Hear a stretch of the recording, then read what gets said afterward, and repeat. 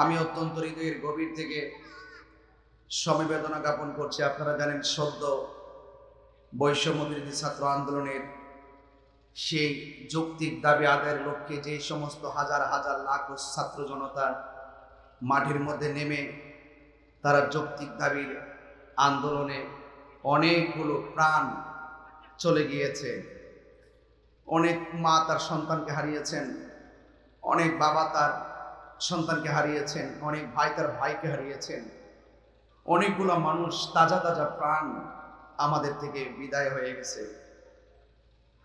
ছাত্র আন্দোলনে যে সমস্ত মানুষগুলো না ফেরার দেশে চলে গিয়েছেন, আল্লাহ পাক রব্বুল আলামিন যেন তাদের কবরটাকে জান্নাতুল ফেরদৌসের আলা মাকান দান করে বলুন আমিন। এবং আমি দেখে এসেছি হসপিটালে অনেকগুলা মানুষ আহত অবস্থায়, বিশ্বাস করবেন কিনা জানি না, অসংখ্য ছাত্র অসংখ্য মানুষের চোখের উপরে আঘাত, গায়ের মধ্যে অসংখ্য আঘাত, তারা মৃত্যুর সাথে হসপিটালে পাঞ্জা লড়তেছে, তারা মৃত্যুর সাথে পাঞ্জা লড়তেছে। আমরা সবাই আজকে তাদের জন্য দোয়া করব। যারা আহত হয়ে হসপিটালে এই মুহূর্তে ভর্তি আছেন, আল্লাহ পাক যেন তাদের সকলকে পূর্ণ শেফা দান করে। সকলে বলুন আমিন, আর জবান খুলে বলুন আমিন। আপনারা জানেন এই যৌক্তিক আন্দোলনে আমাদের আহলুস সুন্নাত ওয়াল জামাত প্রথম থেকে বিবৃতি দিয়ে তাদের সঙ্গে সহমত প্রকাশ করেছেন এবং আমাদের সংগঠনের বাংলাদেশ ইসলামী ছাত্র সেনার অসংখ্য ছাত্ররা সেই যৌক্তিক আন্দোলনের ময়দানে ছিলেন। গত কিছুদিন আগে 21 থেকে 22 জন জেল থেকে, গত পরশু দিনও জেল থেকে তারা জামিনে এসেছেন এবং অনেকে অসুস্থ অবস্থায় হসপিটালে আছেন।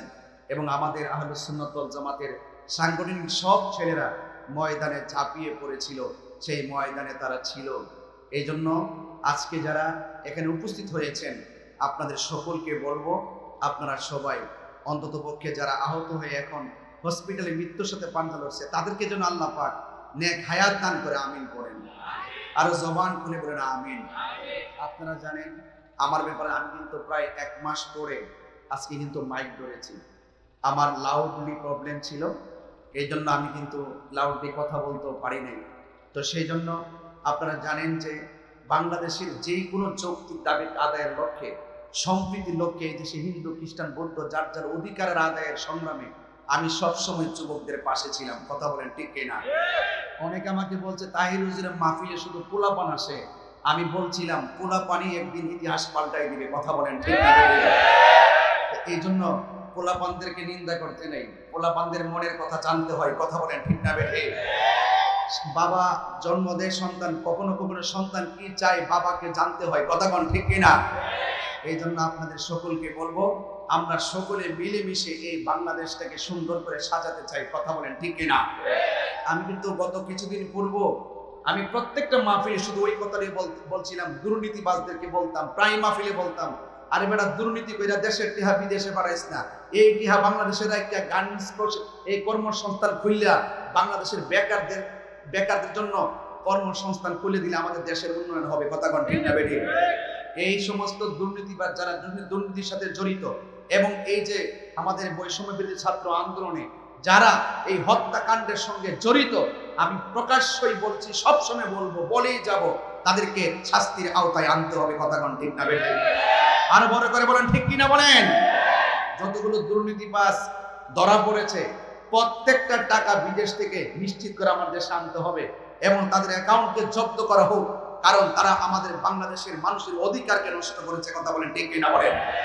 এই জন্য সবাই একসাথে থাকবেন, আমরা সকলে সবান্ধবে এই দেশটাকে সুন্দর করে সাজাবো। রাজি আছি না নাই বলেন? আরো যদি রাজি আছি না নাই বলেন? কারা কারা রাজি আছেন দুই হাত তুলে স্লোগান দিয়ে বলতে ইনশাআল্লাহ। আছে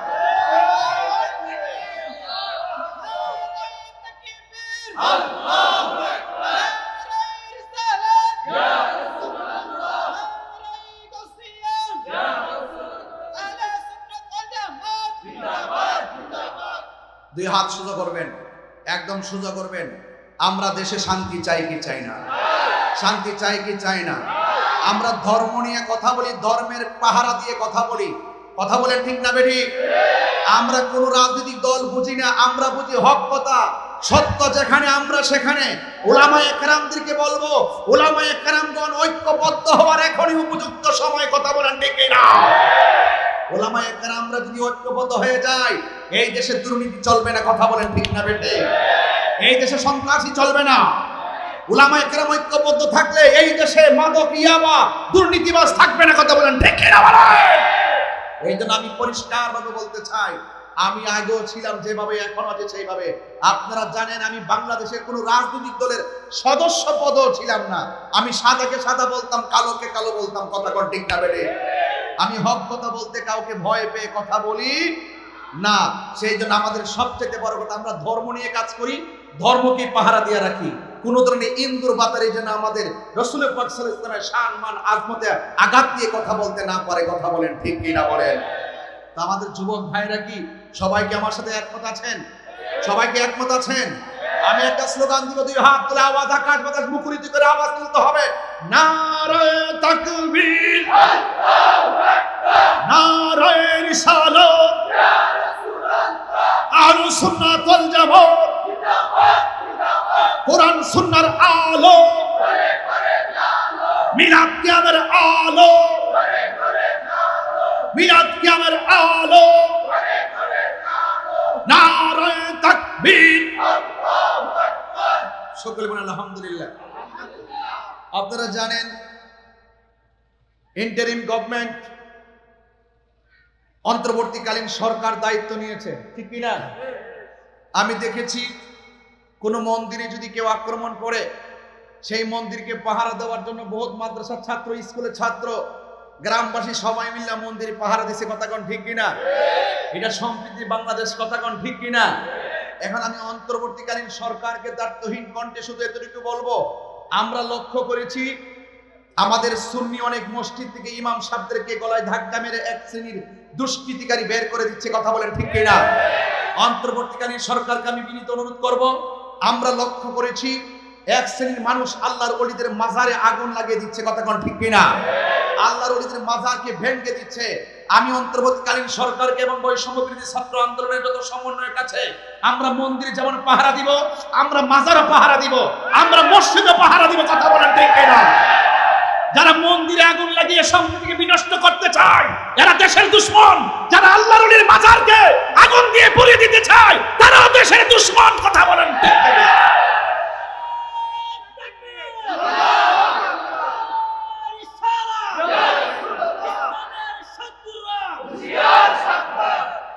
মাজার থাকবে মাজারের জায়গায়, এটাই সম্প্রীতির বাংলাদেশ।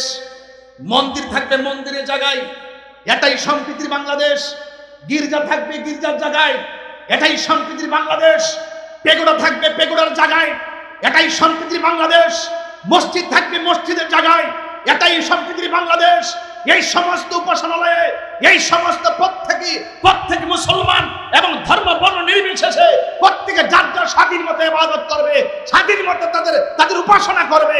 কোন মানুষ যদি কোন ব্যক্তির অধিকারকে লুণ্ঠন করার জন্য কাজ করে, অন্তর্বর্তীকালীন সরকারকে সেই দিকে নজরদারি করতে হবে, তবেই বৈষম্য দূর হবে। কথা বলেন ঠিক কিনা? বৈষম্য বিরোধী ছাত্র আন্দোলন এমনি করে নাই। বৈষম্য এই ছাত্র আন্দোলনের মূল থিম ছিল এই বাংলাদেশে কোনো বৈষম্য থাকবে না। কথা বলেন ঠিক কিনা? অধিকারকে নিশ্চিত করার জন্য যদি এই আন্দোলন হয়ে থাকে, আমরা সবাই হাতে হাত মিলিয়ে, কাঁধে কাঁধ মিলিয়ে আমরা এই দেশটাকে সুন্দর করে সাজাবো ইনশাআল্লাহ। আর ইনশাআল্লাহ। আপনারা কি আমার কথায় রাজনৈতিক গন্ধ খুঁজতেছেন? আমি কখনো রাজনীতি, আমার বক্তব্যে রাজনৈতিক গন্ধ খুঁজবেন না।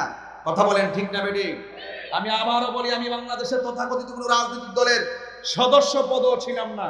হ্যাঁ, আমরা কাছে যারা দোয়া চাইছে দোয়া করছি, আমরা কাছে আইসা যারা দোয়া চাইছে দোয়া করছি। আমরা পাশে বহুত রাজনীতিবিদরা বসে বসে আলোচনা শুনেছেন। আপনি আসলে আপনিও আমাদের আলোচনা শুনবেন। আপনি দোয়া চাইলে আপনিও আমি একবার বলেছি, মন চাইলে আপনারা 50,000 বছর কেন 100 বছর পর্যন্ত কেউ ক্ষমতায় থাকুক না থাকুক, এটার ব্যাপারে আমাদের কোনো সময় আমরা কখনো কোনো কর্ণপাত করি নাই। আমরা যখন দেখবো কোথাও দুর্নীতি হচ্ছে, আমরা যখন দেখবো কোথাও সম্প্রীতি বিনষ্ট হচ্ছে, আমরা যখন দেখবো কেউ অধিকারকে লুণ্ঠন করছে, আমরা তখন সকলে মিলেমিশে এই তরুণ যোদ্ধারা তাদের বিরুদ্ধে রুখে দাঁড়াবো। কথা বলেন ঠিক কিনা? আমার পোলাপান্ডি কি আসো মাঠে? আসো, সবাই হাত তুলে বলো, একসাথে কি লড়তে পারবেন ইনশাআল্লাহ? আল্লাহ আপনাদের সকলকে হায়াত দারাজ করুক। আরো জোরে বলেন আমিন, আরো জোরে বলেন আমিন। খবরদার, আমি দেখতেছি এখন আমাদের একটা গুরুত্বপূর্ণ বিষয়, ইন্টারিম গভর্নমেন্ট কাছে আমার একটা অনুরোধ থাকবে, তাড়াতাড়ি পুলিশ প্রশাসনকে নিয়ে আসেন। পুলিশের মধ্যে সবাই কিন্তু খারাপ না, পুলিশের মধ্যে সবাই কিন্তু খারাপ না, যারা খারাপ তারা খারাপ। আমার কথা হলো, পুলিশের দ্বারা কেউ যদি হত্যার শিকার হয় এটাও আমি পছন্দ করি না, আবার জনগণের দ্বারা যদি পুলিশ যদি হত্যার শিকার হয় সেটাও আমি পছন্দ করি না। আমি হত্যাকে ঘৃণা করি, হত্যা মহাপাপ, হত্যা করলে সমাজে অশান্তি সৃষ্টি হয়। কোনো মানুষের বুকে গুলি চালাতে পারে না, কোনো মানুষের গলার মধ্যে ছুরি চালাইতে পারে না। কথা বলেন ঠিক না বেঠে? এই জন্য পুলিশ প্রশাসনকে অতি দ্রুত নিয়ে আসেন।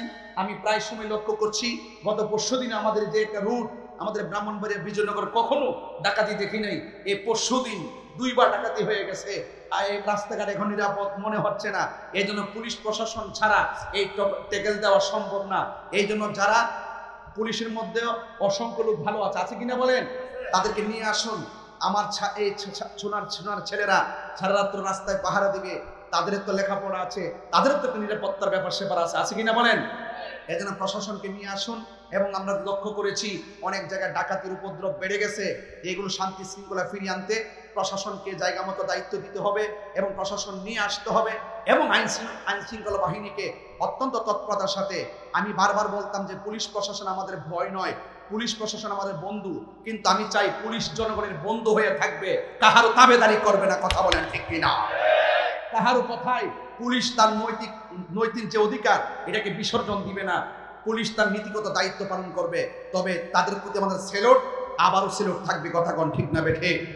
এবং আল্লাহ পাক যেন আমাদের সকলকে আজকের এই আলোচনা বোঝার তৌফিক দান করে, বলুন আমিন। আপনারা কি আমার কথা রাগ করেছেন? আপনারা কি আমার কথা রাগ করেছেন? যাই হোক ভাইয়ের আমার, ধর্ম নিয়ে যারা চর্চা করেন, কাহারোর সঙ্গে আমাদের কোনো ধর্মের ব্যাপারে আমাদের সাথে অনেক আকীদার দ্বন্দ্ব আছে। কথা বলেন ঠিক কিনা? এখন উলামা ইকরামদের মধ্যে আকীদা নিয়ে যে দ্বন্দ্বগুলো আছে, আসুন আমরা সকল ভেদাভেদ ভুলে গিয়ে এক জায়গায় বসে আকীদার সমাধান করি। আমরা মনে করি এই বাংলাদেশের সকল মানুষ, সকল উলামা ইকরাম যে দলই করুক, সবাই যদি ঐক্যবদ্ধ হয়ে যায়, এই স্বাধীন সোনার বাংলায় কালিমার পতাকা পথ পথ করে উড়বে। কথা বলেন ঠিক কিনা? ইসলাম ছাড়া শান্তি আসতে পারে না, কোরআন ছাড়া শান্তি আসতে পারে না। আপনারা কি আমার কথায় কষ্ট পাচ্ছেন? ভাইয়ের আমার, আজকের মাহফিলে যারা এসেছেন সকলে আওয়াজ করে বলুন, হায়াতের মালিক কে? আরো বড় করে বলুন, হায়াতের মালিক কে? ইজ্জতের মালিক কে? মওতের মালিক কে? যে কোনো মুহূর্তে আমাদেরকে চলে যেতে হবে। আজকে বাহাউদ্দিন পিসা হুজুর যে মাদ্রাসাটা করেছে, এই মাদ্রাসাটা এলাকার জন্য নিয়ামত না কিয়ামত? আরো জোরে বলুন, নিয়ামত না কিয়ামত? এই মাদ্রাসাটা আছে বলেই আমি প্রতি বছর আপনাদের কাছে দোয়া নেওয়ার জন্য আসি। মাদ্রাসা যদি না হতো, আর তিনিও আমাকে এমনভাবে দাওয়াত করেন আর এমনভাবে মহব্বত করেন, আমি না এসেও পারি না। এই জন্য আপনাদের সকলের কাছে অনুরোধ করব, আপনারা সবাই মাদ্রাসার প্রতি খেয়াল রাখবেন। ছাত্র দিবেন, ছাত্র, সন্তান থাকলে সন্তান দিবেন, নাতি থাকলে নাতি দিবেন, ভাই থাকলে ভাই দিবেন। একটা ছেলেকে হাফেজ বানাবেন, একটা ছেলের আলেম বানাবেন। অন্ততপক্ষে এই মাদ্রাসার জন্য আপনারা সকলের যার যতটুকু তৌফিক আছে সেই অনুপাতে এই মাদ্রাসার মধ্যে কিছু দিয়া যাবেন। রাজি আসেননি সবাই? আরে কন্যা রাজি আসেননি সবাই? কারা কারা রাজি আছেন হাত তুলেন তো দেখে একটু। যারা হাত, এই যে অনেক ফলামান হাত তুলছে, এই ফলামানি করি হাত তুলেন, সবাই সোজা করেন। যদি পকেটে কিছু থাকে দয়া করে মাদ্রাসাটা দিয়া যাবেন। আমার কিছু পোলাপান যাবে, এটা নিয়ে আসেন যান। সবাই নগদ যা পারেন তা দিয়া যাবেন। একটু দুরূদ শরীফ পড়েন, আল্লাহুম্মা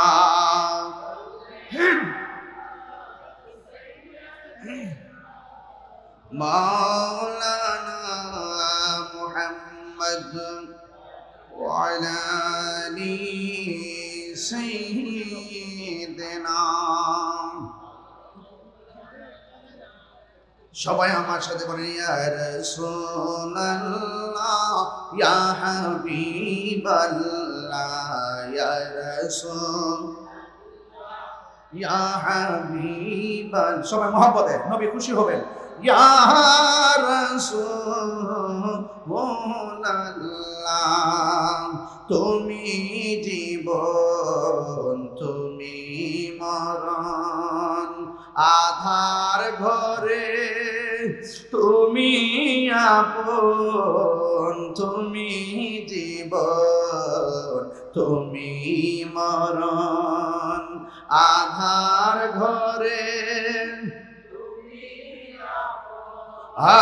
তুমি মোদের পানের তরি, তুমি মোদের ও মাশাআল্লাহ তুমি নিদানে কোরআনে ওয়ালা ইয়া রাসূলুল্লাহ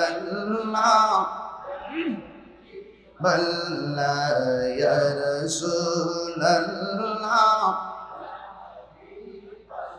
লা ইয়া রাসূলুল্লাহ তুমি মোদের আশার আলো, তাই তো তোমায় বাসি ভালো, তুমি মোদের আশার, ও তাই তো তোমায় ও হৃদয় নামের ফুলদানিতে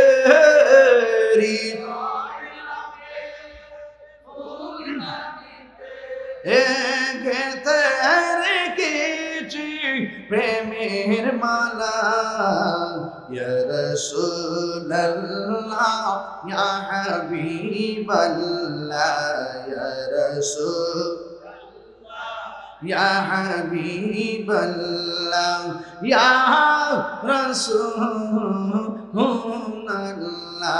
বলুন ইয়া রাসূল মাশাআল্লাহ